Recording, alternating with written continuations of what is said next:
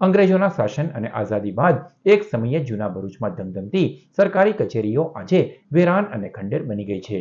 જૂના ભરૂચમાં નદી કિનારે આવેલી સરકારી કચેરીઓને વર્ષો પહેલા મધ્ય ભરૂચમાં સ્થળાંતરિત કરી દેવાઈ હતી. ઐતિહાસિક જૂની સરકારી ધરોહરો આજે તંત્ર અને સરકારની દરકાર વિના ગુમનામ ભાસી રહી છે. વેરાન જૂની સરકારી કચેરીઓની બિલ્ડિંગ હાલ ખંડેર હાલતમાં વેરાન નજરે પડી રહી છે.